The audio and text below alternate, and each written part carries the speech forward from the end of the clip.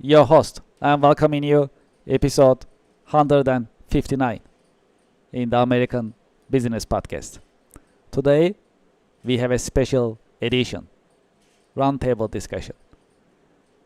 Before further ado, let me invite our guest to our virtual stage and let's get the discussion started.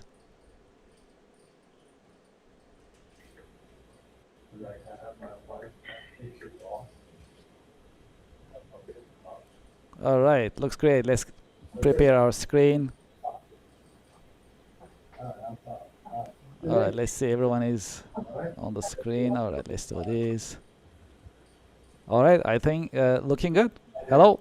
Welcome to the American Business Podcast, the roundtable discussion. Hi. Great. Thanks for inviting us. Hey, Kevin. Thanks for having Of us. course. Of course. Hello, David. Hello, Joe. Hello, Anthony. Welcome to this special edition. Appreciate it.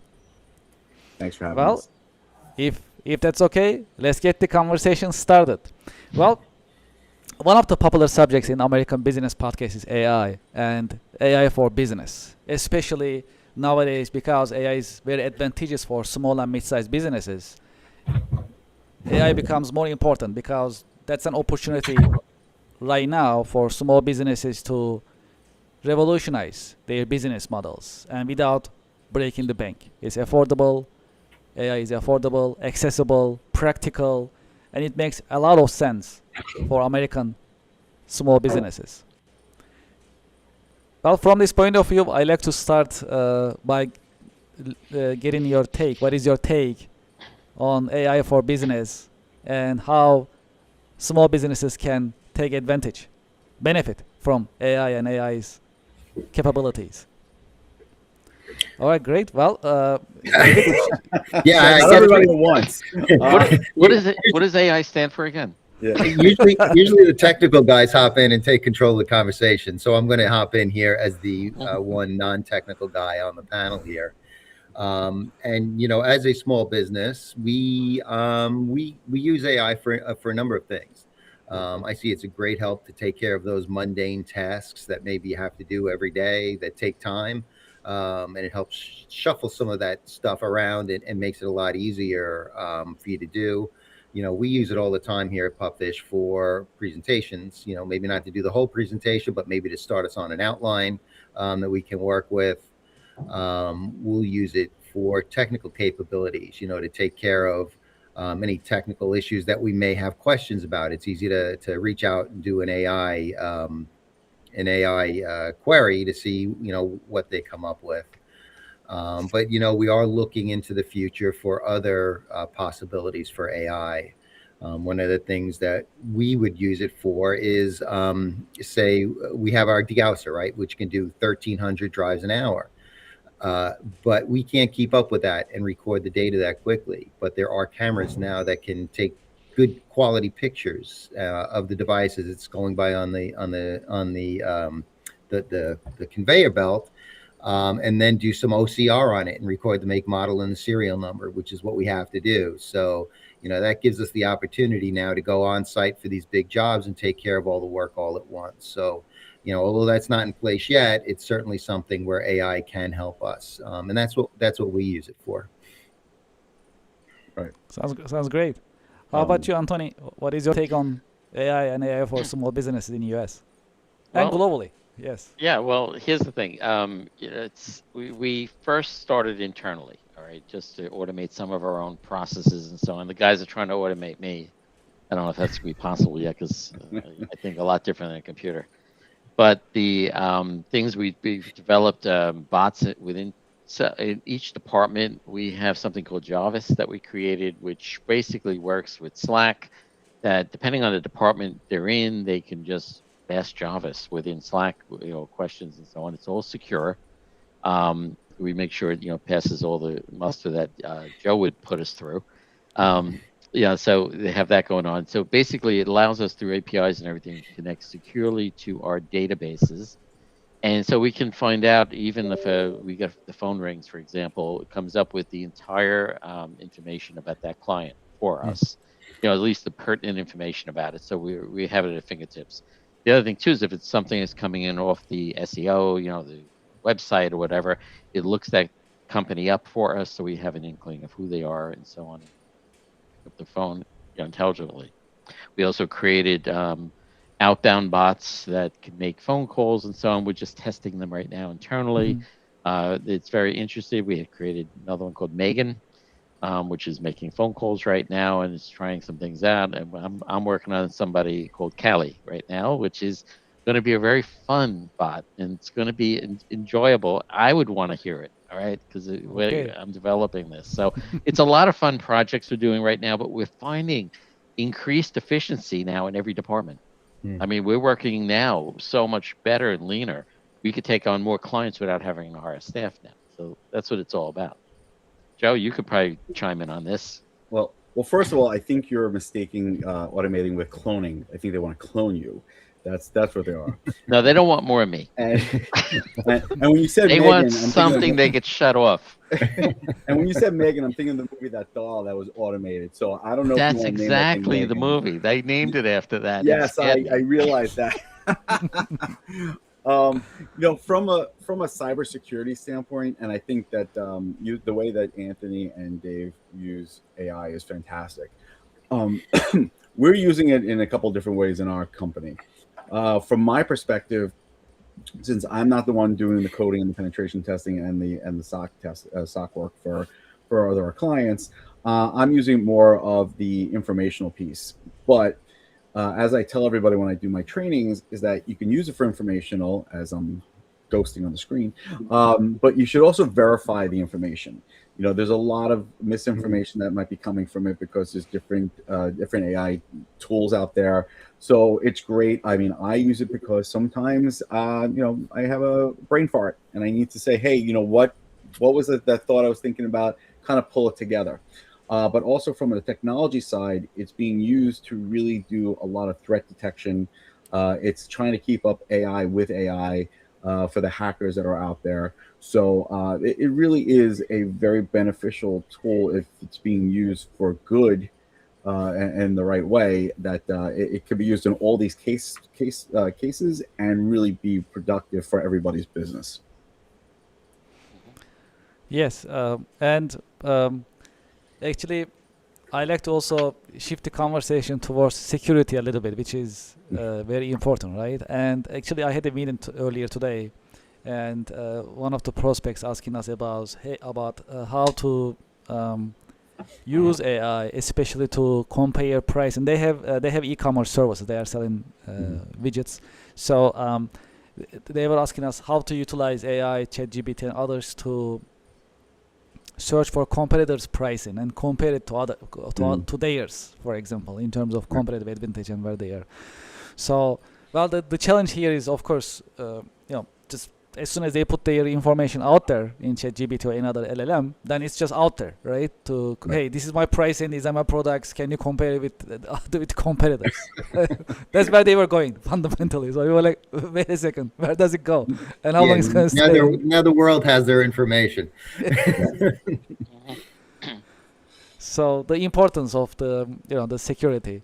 So what is your take on this? Yes. Yeah, I'll start on this one. So I'm, I know we're all big on security as far as using AI. I actually just came back from doing a training for a school district, and I tell them, listen, you shouldn't be using you should not be using open AI at schools. Putting in that student information, putting in any information, you're putting in open AI, it's out there. Don't do that. A lot of times then people ask, well, what can I use? I would recommend using whatever is in your security ecosystem. There's certain procedures. There needs to be a policy around how you can be used and what can be used and what kind of information put in. Humans are very visual creatures and they need to have that structure. Also, from my audit risk and compliance background, I mean, I've been seeing all these audit internal control frameworks around AI that are coming out there, and they're all basically the same. It's about access controls and configurations, and it's all really based on the governance and all that kind of stuff. And even if you just implement some of these controls, it really will help you with your security around the AI in your business. And and just quite honestly, you just want to make sure that everybody is aware with the training that there are data privacy laws, whether or not there are AI regulations out there. I don't separate the two. I don't care that there's no AI regulation out there as far as what you should be putting in, what you should not should be putting into it. It still falls under data privacy laws, and people have to understand that it still falls under data privacy laws that are state by state and federal government, and not think of it as a separate entity in that respect. Exactly. Yeah. Yeah. You can't just put stuff into ChatGPT, for example, that's kids' information, health information, and so on. You got to be very cognizant of that. Is that because it's like going out to the world. Once you put something in there, it's out. Right. So from a data privacy standpoint, it's extremely important. Yeah, we use it to look up general basic information here, you know, never anything specific to anybody here or to our company, just for that purpose. And, you know, the requirement to protect that is so strict. And like Joe said, as soon as you do get out there and you start to cross state lines, every state has their own laws. And, you know, we had an attorney on a panel once, and he said, you know, one state may require you to produce some information that maybe you don't want to produce. But once you've produced it now to that one state, every other state has access to that information, and it becomes a real legal nightmare. So the best thing to do is to make sure you're taking some strict compliance with how you handle that data and what you do put out there on your open AI. Yeah, and just to follow up on this, there was a real world example of another IT firm that I was talking to the other day, who was working with a potential law firm client, and the law firm said they were putting information on some of their legal documents into Claude AI, and literally within 5 minutes, the IT person did a Google search and found that entire document on the web. So this is where we need to be very careful. People don't realize it's out there. There's no closed environment with a lot of these open AI tools. Wow. That's scary. Yeah. At the same time, that's a great point. That's a great point. Okay, well, good. Okay, so from your point of view, recently in the American Business Podcast, we start talk about two subjects. One of them is the best marketing practices. Other one is the best leadership practices. So from your point of view, let's dive deeper. Which one would you like to dive in first, leadership or marketing practices in general? Let's do marketing. Let's do marketing. All right. Marketing for 100, Alex. Okay. What is? Okay. So from your point of view, especially with the recent developments in technology as well as your industry and your experience in general, what are the best marketing practices that you will say will be the great for small businesses to consider implementing? Ooh, that's a good. Go ahead, Anthony. Go first, please. It depends on the business and what their objectives are. But if it's a standard, telemarketing calls and so on like that, you can have bots make the calls. I mean, and so on. But like we have a bot that calls just to confirm and strengthen the contacts we have. To verify a guy's been retired, nobody's there anymore, somebody else took over. The bot's smart enough to do that. It makes the call. It just freshens the lead for us. All right, that's one aspect from the marketing aspect. And from a social media aspect, the posts and so on, it can generate posts for us and find content for us. I mean, I have a morning thing I wrote. Actually, I didn't even write it. I had AI write it for me, and I created a Power BI scripts and so on that gives me a synopsis, like a daily report of all the cyber incidents that happened today, with what is going on within my company as far as like posts we did, also from a industry standpoint, what's going on in the industry. And then if it wants me to generate a post for the information of the day, it will. That can be now put up and sent over to marketing. We also have a marketing bot in the morning. We have 5 people, 5 synthetics that meet every morning before the day starts, that communicate. Will actually have meetings, talk to one another, and then give us some marketing content that gives for my real person, marketing director Sam. So That's cool. Well, how is the feedback you get from the market when you utilize the AI agents, AI employees, AI bots? it's some of them very like get hang-ups. Some of them are very funny because we record all of these.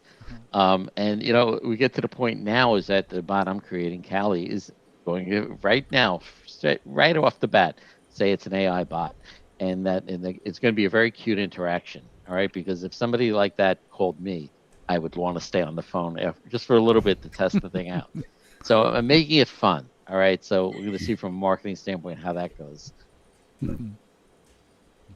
I would say, Dave, you can go first, and then I'll jump in. You sure, Joe? Yeah, no, go right ahead, please. All right. I'm afraid to let you go because you leave me with 10 seconds at the end. I don't leave you with that much time.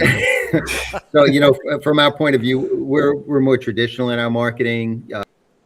Most of our work comes from referrals. So we're out there doing, you know, the networking, meeting companies that are great.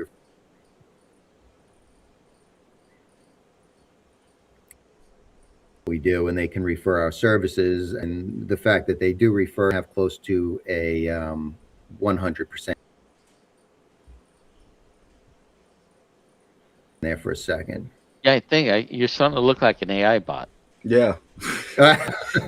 Maybe I am. You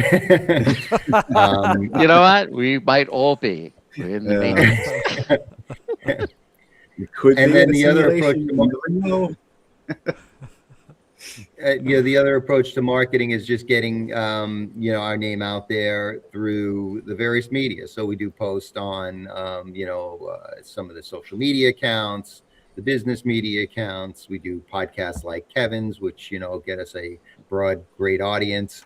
So that's kind of how, you know, we handle it. We will target certain groups if that's something we want to focus on. But really, a lot of our work is the education. So we'll do panels, you know, together. The three of us have done panels together, you know, Anthony, Joe, and I, and others, because a lot of what we do is just educating customers what we do, how we do it, why it's so important, and the fact that there's even a company like Pupfish out there to do what they need to do. Because a lot of people just throw it into a closet and they forget about it and hope they won't have to deal with it. Yeah. And I'm gonna go off with Dave, especially the panels. You know, I love going to the panels with Dave and Anthony. I think they're very knowledgeable. They're very good at what they do. Education is really the key a lot of times out there because it's always changing. It's very, you know, cybersecurity is an ever-changing, quickly changing field of what's going on out there. There's new threats every day, and you know it's hard to keep up with it. But now, you know, we're doing a lot more panels on AI and stuff like that. From a marketing perspective, besides for the education, the networking, like Dave said, you know, you want partnerships, especially in a region like Long Island. It's partnership is very, very important. You know, and also, you know, the podcasts are great. I think that you know, and every business can be different, and we think that like for cybersecurity, podcasts would be great to do. Some other businesses may not be so great.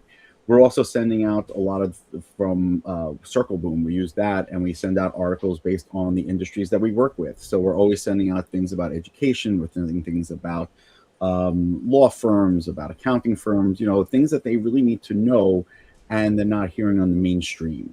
So if they're following anything that we do and they're following our pages on, let's say we do a lot of LinkedIn posts. I do a lot of the personal LinkedIn posts for Stetson, and then we also have the Circle Boom doing the automated ones. So like, you know, if we're doing panels, I'll put it out there myself. I'm not, unlike Anthony, who is smart to do so and to use AI, I'm not using AI to write any of my stuff. You know, I've just so conditioned to write things over the last 25 years that I just kind of just write it myself, you know, and but I do use the AI a little bit to kind of tweak it, you know, when I need. But it's multiple ways that we can get out there and get the word out there. And, you know, I think that if you find the right avenue you go down, you can, or multiple avenues, you just take advantage of those and use each one to your advantage. You know, it's interesting. No, We're Joe. talking about AI, and you look around, and we're not the youngest guys in the industry anymore, and you wonder if the younger crowd is doing more AI because they've grown up with it more than we have, and maybe they can adapt to it easier.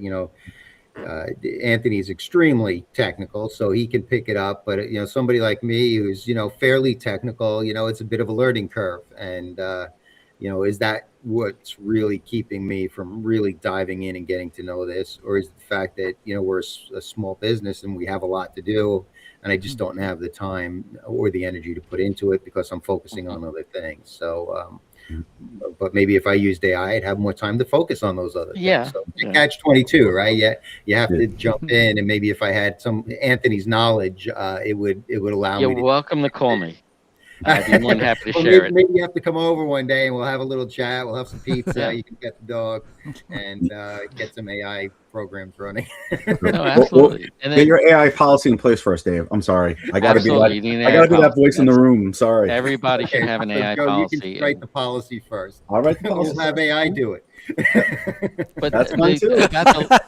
I like that. Let AI put together the Yeah, I policy do it. for AI. No controls. LinkedIn That's it. post, End of AI policy. Anything goes. For example, what we've been doing for the LinkedIn post is that I have a bot now that's just me. It knows me. It knows my writing style now, and so on. Because I say first thing I say is take the AI out of it. All right, it's got to be like what I would write normally, and then I'll look at it and Right. maybe tweak it. But usually good to go. The other thing we've been doing, which is really interesting, is that our website, we've gone up hundreds of percentage points now in our SEO dramatically.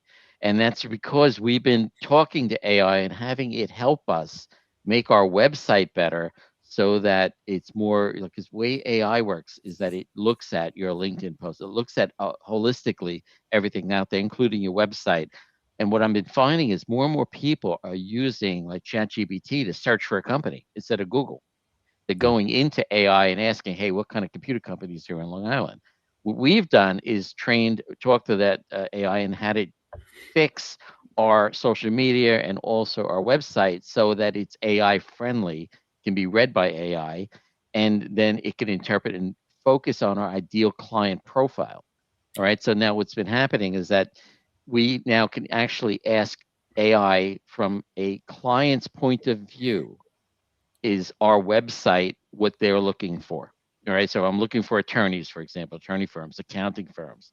So I could focus it based on if one of those clients are looking for us. And what he told us to do is create landing pages for each of those groups. So we've done that and we fine-tuned it. But it's been very helpful in that sense. It's interesting you said that about searching for companies. I actually was doing that today. As some of, I know Joe knows, I don't know if Anthony knows, I'm a beekeeper. I have bees. And we are I want some honey. Well, that's our goal, right? So last year I didn't have any hives. I had lost them all the year before. So this year for Earth Day for pupfish, one of the things we're going to do is get my hives back up to shape, paint them, and then bringing in some new bees first week in May. But one of the things you need to do with bees is a varroa treatment. And, I was on ChatGPT today, just looking up what are the varroa treatments, what affects honey, what doesn't affect honey, what embeds in the wax, what is organic and won't do that. So, yeah, I had ChatGPT help me make some of those decisions and then went to do all the treatments. So, it allowed me to do that research in about 15 minutes while I was eating a sandwich versus, maybe spending hours looking things up at home, trying to read through things. Oh, it's great. And, again, you're talking about security versus convenience and everything. It's so easy to use ChatGPT and tempted to put information in there about you got to be very careful. Yeah. But I mean, a couple of years back when ChatGPT first came out, I was playing with it and stuff. And I overheard my wife, this is a true story, talking to her sister about their brother who went home with food poisoning. And I'm listening and everything. And all I did is I heard the symptoms. He was dizzy, he was double digit, this. I threw it in ChatGPT, just the symptoms. All right. And said, what does this person have? Because they said he went home food poisoning. It says he was having a stroke. Send him to emergency immediately.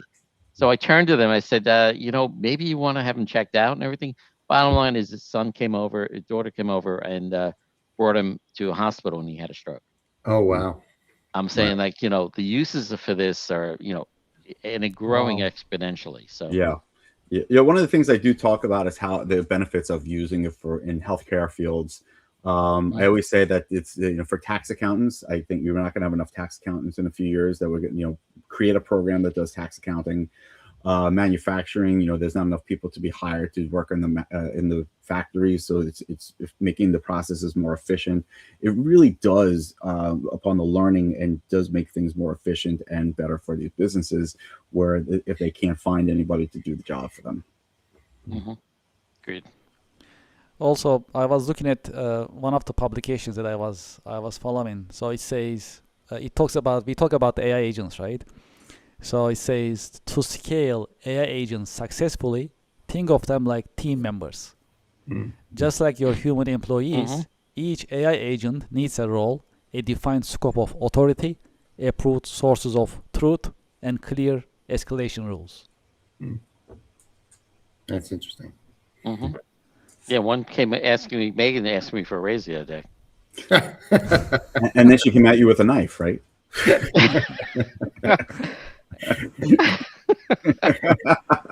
Scary world.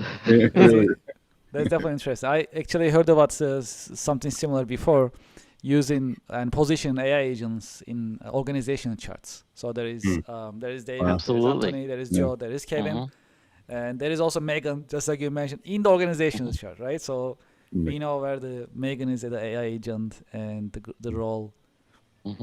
Nobody wants to work under her though. Yeah, no.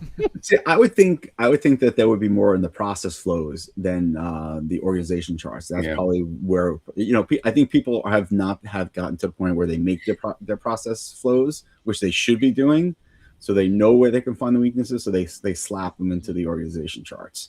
I think it's a lazy way to do it, not to but it's a lazy way to identify your bots. Yeah, we had AI help us with the org chart, based on overall strengths and so on like that, who should be in what role. Yeah. So. Yeah. No, I wasn't calling you lazy, but I mean, just I'm saying, but these process flows, at least you have processes, the process. Well, a lot of places just don't do it. So they just say, okay, this is what I'm using, and that's how it's going to be done, and who's going to replacing this person, rather than why don't you just fit it into where the process is, so that that it's going to hit the AI agent here, and then the decision trees start from there and go out. Yeah, it looks like we're gonna have more and more AI agents coming in, and small business. This is something really like we just talk about small businesses in US, which is the backbone of US economy, and they can this can really be implemented for small businesses in that sense, utilizing it. For small businesses to implement or use these AI agents, where they should start from? Start small. Yeah. Walk before you run. Be cautious. Have an AI policy in place. Understand things. Because 85% of the businesses out there are just dabbling right now. I was on the phone with one today. They're playing with it. It's a medical company that they're playing with it internally. I'm saying, playing. I don't like to hear the word playing. All right. Just what do you have in place? Nothing really. I said, all right, we have to talk. So Thursday is the date. I'm going to be talking to them. But they need to have something in place first to understand how they're going to use it. Then they can play around. Some simple things are like, even I use something to record meetings, for example, and it summarizes them for me. If I'm doing a sales meeting, it tells me where I'm strong, where I'm weak. That's a good place to start, and the thing is, it's got to be a paid service. If it's free, you're the product. So you make sure that it's a paid one, and check the security on it to make sure they're not sending that information out someplace, that they're internally giving it to you, and it's your information and so on, that they're giving it back to you. And then there's other softwares that you can utilize, like for example, one of the programs I'm using is HubSpot, which works out very well for contact management and so on. And it has some AI built into it too, that allows us to click on a breeze, I think it's called now, and it just searches everything. It tells me where I'm at with that prospect and tells me what I should be doing next. It gives me a summary. So, that all helps. Yeah. And it doesn't cost much at all. I'm using the free version of HubSpot, right? What you going to say, Dave? Well, I've got a couple of things. First of all, for somebody for somebody who doesn't really use too much AI, I'm using ChatGPT because it is very general and, open. I'm not, putting any private information on there. What are some of these paid services I should be, is there a list, where it would give me some ideas of where to start? Because I'd probably have to go on to ChatGPT and ask it, because I wouldn't know where to start to look for an AI service. And then the second thing is, you're using HubSpot. I'm using this great system called the Marvelous System, where it keeps track of all my clients and allows me to do all kinds of neat things in terms of posting to social media and tracking my interactions with my customers and setting up projects. So yeah, it's very helpful that way. And there's all kinds of neat things we can do with that. Right. I agree. Start small. Also do your research. There are so many startups, so many AI companies that are popping up. Don't go for the latest and greatest flavor because someone put in your, do the research before you put anything in place. Make sure it fits the scale of your business and what you need. Don't go overboard. There are certain ones that will integrate with your systems better than others. But also, like I said, you have to have that security around it. If you're using a Microsoft environment, stay with the Copilot. And if you really need to have ChatGPT, use the paid subscription, and then just make sure that you are implementing the controls that around it, that you're not putting in private information, personal information. So it's really concerning to me how many just keep popping up. Everybody just wants to jump on the bandwagon. And they get in your ear and they try to sell you something because as soon as they build something, they're sending you emails. Check out this tool I've got. Let's have a sales pitch. So just be very careful of which ones you're choosing, and try to go for ones that really are established and you do your research on. Yeah, and if you're not too sure and you don't know where to start, hire somebody to help you out. And look for somebody that can give you the advice at least. In my business, if anybody called me up and asked, I'd give them 15 minutes of free advice which direction to go. Yeah, Anthony would be a great resource for that. Yeah, because I'm just like, I don't want to see a business fail because they did something and they put it out there for AI, and suddenly now they got a lawsuit because there's PII that went out there, private identifying information, or it's just some trade secrets went out. All right, so we're trying to maintain the business integrity here in Long Island at least, and in order to do that, I'm willing to give advice where needed. Well, everybody's got to call Anthony then. Yeah, give me a call. I got nothing to do all day. I don't know. They got a bot doing it for me. Yeah, exactly. Your bot will pick up and tell me you're busy. And this is why we need to clone I'll send you. Megan out.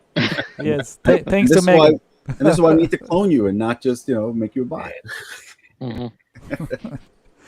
Well, in the American Business Podcast, we discuss about AI, and one of the subjects that we have been discussing about the impact of AI on next generation professionals, right? Especially entry-level jobs. So we hear it in the news, we read it in the news, and different media channels. So the new graduates having difficulty finding entry-level jobs.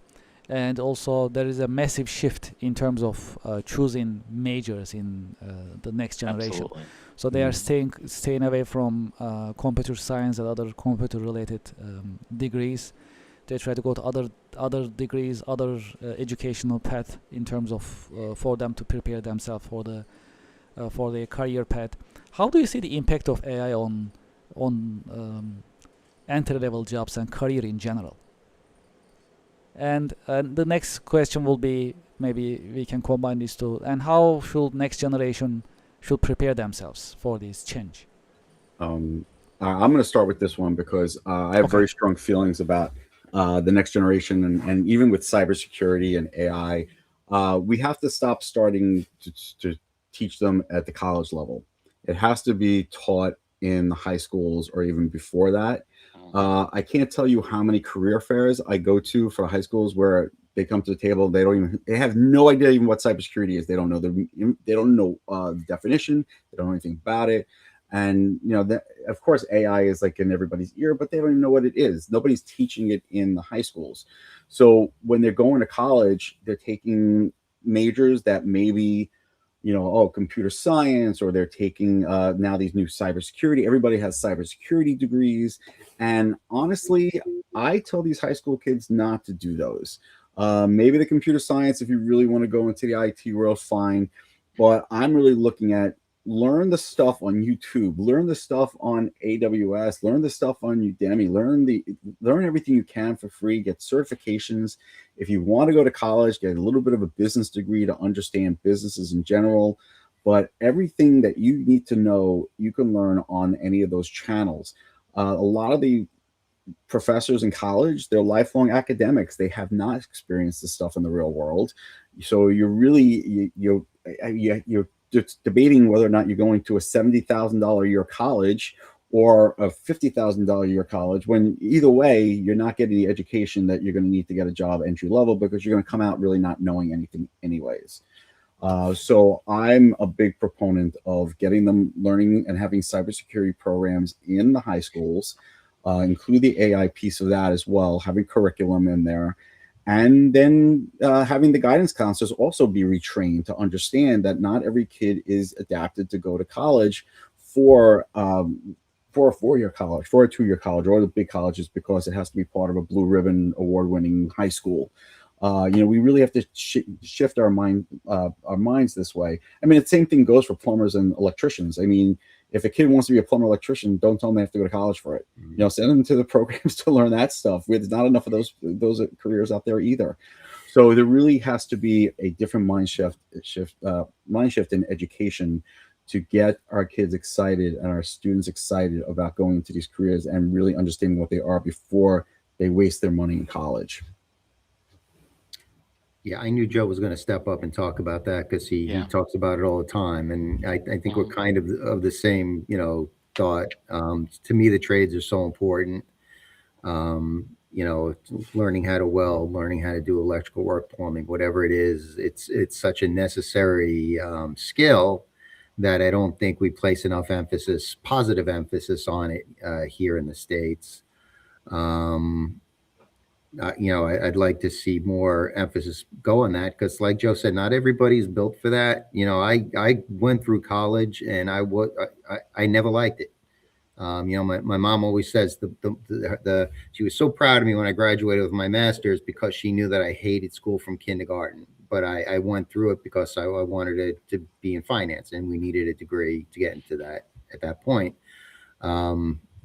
And now I'm not in finance anymore, right? I'm running a company that does data destruction and e-recycling, which I think is better suited to me. So I think, it's a matter of what, pick something that you're suited to as a young person, and, develop your career development based on that, and whatever schooling or certification or trainings you need. That's really the most important, because it's a financial decision, right? As a finance person, you have to do the cost benefit. Like Joe said, are you going to spend $70,000 a year to get a degree and then come out and, work in my warehouse lifting stuff? You don't need a degree for that. So, that's really what you need to look at. And, I think AI may take away some of those lower level entry jobs, but I think it's also going to create other jobs that people will need to do to support AI and the functions around it, and, whatever improvements we see because of the, some of the great experiences and developments we have coming forward. I think about my own past, how many times I pivoted my job and career, and all the different things I learned over the time, and how I'm fitting in right now very well with what's going on. I look at it, I think people are asking the wrong question, in the sense of like, hey, what job should I get? It's more than that. It's the better question really is, what capabilities do I need to build? What experiences do I need to get? Because one skill on its own today is basically a commodity. All right. And when you stack skills together, like, technology, business thinking, communication skills, that's where the leverage comes from. That's where you become valuable, no matter how the market shifts and what AI does. Because now I can look at things and look from a business standpoint, maybe communicate better. I'm basically stacking my capabilities, because I have a lot of different experiences. I can apply in different areas now. So I'm thinking when a kid asks me what job I should go into, it's not the job, more as packed what skills you need. Communication is key. Be able to speak and so on in front of groups. I think that's very important. Yep, problem solving, analysis, all those things. Right. Yes, when we think about how next generation can prepare themselves, these are important points that they need to think about. Also, it's shifting too. For example, in terms of picking the right career, and also if you are in a career, to understand you are in the right one, really, like being happy and being productive at the same time. One of our guests in the American Business podcast, for example, he mentioned an important point. When you are working, if you feel like time really passes by so easily, that's a good sign. That means like, you don't feel like time is passing. It's just feels easy. It's not easy. You work on it, you work for it, but then at the same time, time passes by. That's the feeling. Yeah, I think we've get. all had those kind of careers and jobs where we've worked at it and it feels like it just never ended. It just was the slowest day ever. I spent so many years in that mindset, and until I started shifting to the IT, information systems, and cybersecurity, and what I'm doing now, I love what I do. I mean, I'm really free to give back to the community, like the things I've learned in my career, and to just not feel that stress of, hey, I got to get this done in this place, and because this corporation needs it, and because we got to get the 8K out, and I'm like, just like, that's not for me. But I'm able to help small and mid-sized businesses and use the skills I've learned from my business path. And I was an accounting and finance major, and now I'm doing cybersecurity. So go back to Dave's point. It's like, all right, I learned about business, but I learned about business more from working in the businesses than I did from the 4 years of college that I had. So it's really it's really a new experience for me, and I really enjoy going to work every day. And I used to talk about retiring, and now I'm like, I'm never retiring. I want to do this forever. I love what I do. I'll retire after you. All right, well, I'm never retiring either. All right, good. Listen, I'm just going to take up golf now because I want to go to more golf outings. Yeah, not that I want to retire and play golf. I want to go to more golf outings for work. Yeah, so these are all important points that we need to think about in that sense. Well, okay, yeah, this is good. Well, today we talk about AI. We talk about the impact of AI in small business. Also, we talk about next generation. Is there anything that you like to share in this part of the roundtable discussion? Anything that you've seen in your Parting practices? What's that? Right? Parting words. Parting words. Our last words. Basically, I would just say anybody coming into this, kids graduating, everything's just be an infectious learner. All right, and try to do something that you're going to enjoy, and that's success. I would also kind of echo that students need to really figure out what they want to do before they get to college, and if they like stuff like this, try to learn on your own. And for businesses, when you're using AI, don't jump in feet first. Do your research, put the controls in place. I know we've been talking about that over and over again, but it really is important. You don't want to put the cart before the horse, I always say, right? And that's what we seem to see a lot when it comes to small and mid-sized businesses, because they hear the buzzword and they want to jump on the bandwagon, and then something happens where they're just have a data breach, or they're exposing data, and they're doing things that they're not supposed to do. So just going carefully, and don't do your research before you get into anything like this. And I'm going to touch on leadership, because that's something you mentioned that we never got around to. And I think it's important for young people to, when they are looking for a position and they're looking to develop their careers, to find a good leader, somebody to follow. I still remember my first boss because he taught me some very valuable lessons about business and how to treat people. And he was a man of integrity. And to me, those are very important qualities.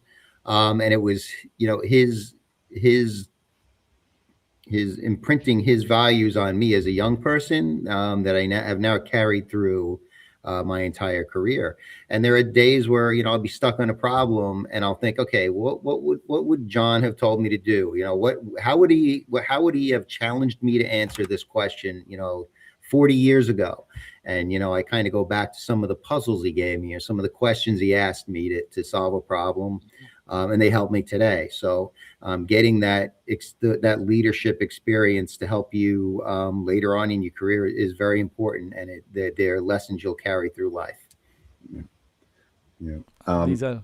Yeah, go And ahead. can I just add Yes. to that, Dave? Because that's a great point. I've had some horrible bosses and I've had some good bosses. The thing you also want to do is you want to take away those experiences, the positives and the negatives, because I've taken those horrible bosses and I've said, I'm never going to be that way. And I'm not that way. And then I've taken good experiences, whether it be from a boss or from even a retail job or a mall job. Hey, I've learned how to communicate with people. This is what I've taken away from this. I can talk to any type of person coming in with a bad mood, good mood, and things like that. So there's no job, big or small, that you're not going to learn a little something from that'll carry into your career. Absolutely. Yeah. Good These point. are great insights. Well, the 45 minutes just passed by. I think that's a good sign, right? So I didn't even Yes. notice how it passed Barely by. felt So that's good. Oh, we can Well- keep going. Dave's got 5 seconds left. Dave, Yeah, so you leave me, right? 5 seconds at the end. oh, you just gave it up. That's what you've done. That was a great discussion as always. We should keep it going. These quarterly roundtable discussions are great, and our audience listeners, they love it too. So I'd like to thank you, Joe, Thank you, Kevin. Anthony, David. Thank you very much for Thanks, being with Kevin. us in the American Thanks, Business Podcast in the roundtable discussion. Appreciate it, and looking forward to the next one. All right. Very Take care. good. Same here. Thank you very Everyone much. have a great day. Thank you, and to our audience and to our listeners, I hope you enjoyed today's roundtable discussion. I like it very much, as I always do. Thank you for listening. Thank you for watching. We'll be right back after a short break. Thank you very much.